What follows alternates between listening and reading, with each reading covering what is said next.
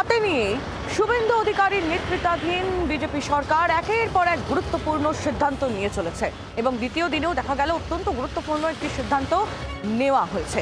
যে কোনো ধর্মীয় স্থানে লাউড স্পিকারের আওয়াজ কন্ট্রোল করার জন্য নির্দেশ দেওয়া হয়েছে।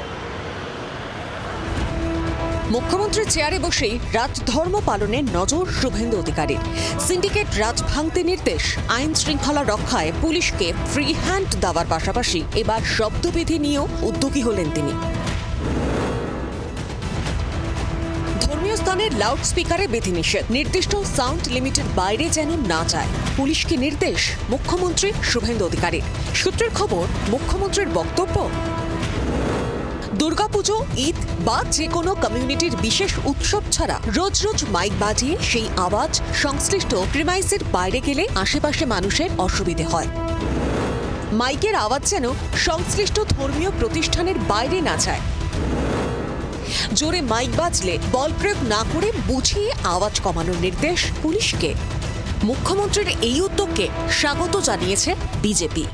কোন ধর্মের কোন সম্প্রদায়ের যিনি তৈরি করেছিলেন তিনি একটা লাউড স্পিকার হাতে নিয়ে সেই ধর্ম বা সম্প্রদায়ের কথা প্রচার করেননি।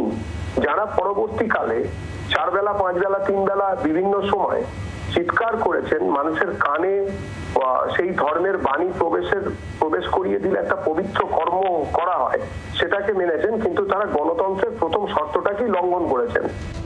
সরকারের এমন উদ্যোগে আপত্তি নেই বিরোধীদেরও।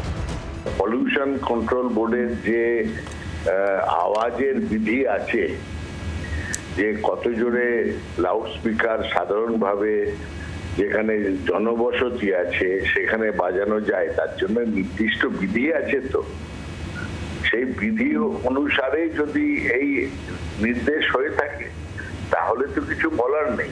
শব্দ দূষণটা যেভাবে বাড়ছে এবং তার বিরুদ্ধে মানুষ যেভাবে সচেতন হচ্ছে, একটা নির্দিষ্ট নিয়ম থাকা উচিত। ধর্মীয় স্থান কেন, যে কোনো ক্ষেত্রেই সেটা মান্য করতে পারাটা ভালো। এর আগে এক মামলায় বম্বে হাইকোর্টের পর্যবেক্ষণ ছিল, লাউড স্পিকারের ব্যবহার আবশ্যিক ধর্মীয় আচরণের মধ্যে পড়ে না। শব্দ দূষণ আইন প্রয়োগের নির্দেশ দেওয়া হয় মুম্বাই পুলিশকে। মুখ্যমন্ত্রীর নির্দেশের পর রাজ্য পুলিশের পদক্ষেপ কি হয় সেটা দেখতে উন্মুখ রাজ্যবাসী। ব্যুরো রিপোর্ট, জি24 ঘন্টা। বাংলার আওয়াজ, বাঙালির আবেগ, জি24 ঘন্টা।